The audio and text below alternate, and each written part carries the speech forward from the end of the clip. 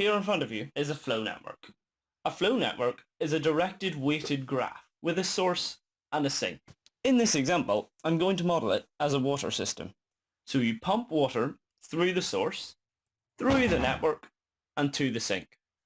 Each one of the edges has a weight. These weights tell us how much can be pumped through each pipe of your particular water system. For instance, we could pump 13 litres of water through this pipe, 5 litres through this pipe, 50 litres through this pipe, 20 litres through this pipe. What must be conserved about flow networks is everything that comes out of the source. So if we pump 13 out of the source, must be equal to the amount that comes in at the sink. So if we pump a total of, say, 7 litres of water out of the source, then 7 litres of water must be returned into the sink. This is obviously limited by the interim weights. What the max flow problem is what is the maximum amount we can pump through this network? And this is what the Ford-Fulkerson algorithm solves. So we're going to go through a worked example of the Ford-Fulkerson algorithm.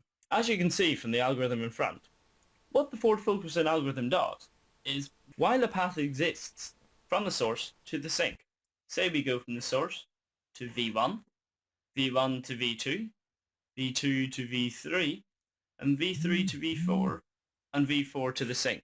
While such a path exists, the Ford-Fulkerson algorithm says, calculate the residual network of that path, and then repeat. You may be wondering, what's a residual network? Well, I'll show you in this example. So first of all, we find a path from the source to the sink. So we go from the source to V1, to V2, to the sink. We can clearly see there's a path. In order to pump water along this path, we have to choose the smallest value, which in this case is 3. So we pump 3 litres of water from the source to V1, V1 to V2, and V2 to V3. As we have pumped 3 litres of water along this path, that means 3 litres of water has been pumped along here, so we will label this as 10 of 13, 2 here 5, and 0 of 3, because that is the residual amount we have left. We then draw a backwards labelled arrow, stating how much we have pumped through that already. So we have pumped 3, we have pumped 3, and we have pumped 3. Here is therefore what the residual network looks like. Next, as Ford-Fulkerson states, we want to continue this until no such path exists from the source to the sink. So we'll pick another path. For instance, source to V3, V3 to V4, and V4 to the sink. We are able to pump 10 litres of water along this, as 10 is less than 35 and less than 20. So we pump 10 litres across here, leaving us with none left, and a backwards arrow of 10. We pump 10 litres, leaving us with 25 of our 35, and a backwards arrow of 10. And from the sink to V4, with a backwards arrow of 10. So far we have pumped 3 and 10 litres of water. Again, as Ford-Fulkerson states, we try and find another path, and there is one available. If we go from the source to V1, V1 to V2, V2 to V3, V3 to V4, and V4 to the sink. So we'll do that. We still have our remaining 10 we are able to pump here, 2 we are able to pump here, 50, 25 and 20. Obviously 2 is the least of them. So we pump 2. This will therefore become 8.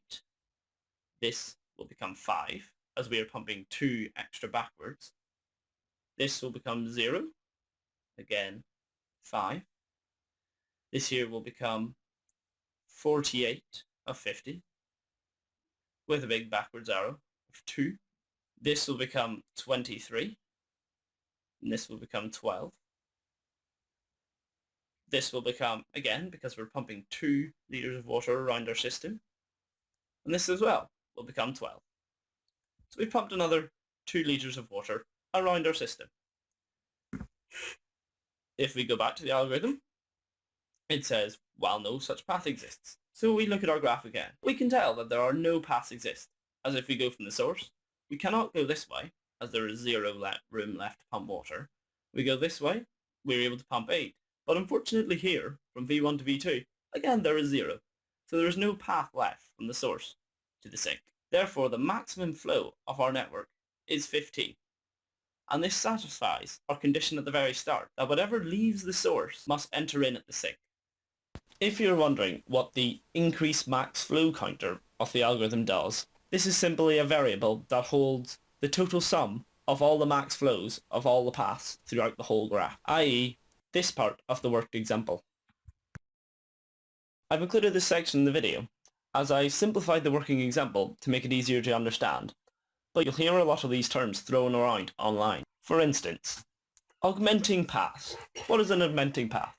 An augmenting path is simply the path we take from the source to the sink, as seen here in the worked example. The residual capacity. The residual capacity is the capacity of an augmented path. So in other words, it is the total flow pushed along that path. And lastly, residual network. I briefly mentioned earlier what this was, but just to recap, here it is again. It is really the resulting network after the augmented path has been applied. The time complexity of this algorithm is E times the maximum F, where E is the total number of edges, and max F is the maximum flow that we would calculate using this algorithm. Okay, so I'm going to quickly draw a graph with the source to the sink at the end. These with weights 500, 500, 500, 500, 1, and 1. So I'll switch to the red pen. As Ford-Fulkerson algorithm states, we need to find a path to augment. A best case scenario would be if the algorithm chose S to V1, V1 to T, or equivocally, S to V3 and V3 to T. But worst case, our algorithm chooses S to V1, V1 to V2, V2 to V3, and V3 to T. In that scenario, the minimum capacity of the augmented path the algorithm chose is 1. Therefore, through this, we'll pump 499 with a backwards arrow of 1. Through here, this will become 0. And we'll pump 1 back. This will become 0. We'll push 1 back. And this one here will also become 499. And we'll push 1 back. Next, the algorithm may choose S to V3, V3 to V2, V2 to V1, and T. This will become 499. In case I didn't make clear earlier, you may traverse the backwards arrow you've created in your residual networks. So this will return back to 1, while this becomes 0. This will return back to 1, as this becomes 0. And this will become 499. Again, with a backwards arrow of 1. You may see a pattern that has developed. We may now keep continuing this pattern of going from S to V1, V1 to V2, V2, V2 to V3, and V3 to T, and then do S to V3 to V2 to V1 to T. The maximum capacity of the entire flow of the network will increase by 1 on every iteration. And this will keep happening until all 1000 has been pumped out of the source and received at the sink. That will equal 1000. This means on a worst case scenario, we will have to find a path through our graph 1000 times. If we remind ourselves of the complexity, the reason it is E of M of F is because it can take up to E number of times to find a path throughout the network. For example, if the network was this, source to V1 to V2 to the sink, every time you wanted to find a path throughout the network, it would be equal to the same number as edges that exist within your network. To recap, the reason it is E of M of F is because it may take E times to find the path, and you may have to find it maximum flow number of times. Lastly, there are some things to note when using the Ford-Fulkerson algorithm on a flow network. Firstly, you're only allowed one source. So as you can see from the example below, we have two sources. There's an easy way to fix that, and that is to simply create a new source, S0, with arbitrary large weighted values coming out of it. So in this example, put 1000. The same with the sink. You're only allowed one sink. So we'll call that T0 as well. Lastly, when starting your algorithm, there should be no parallel edges. So if we include this in the graph, this here has a set of anti-parallel edges. This is very simply solved.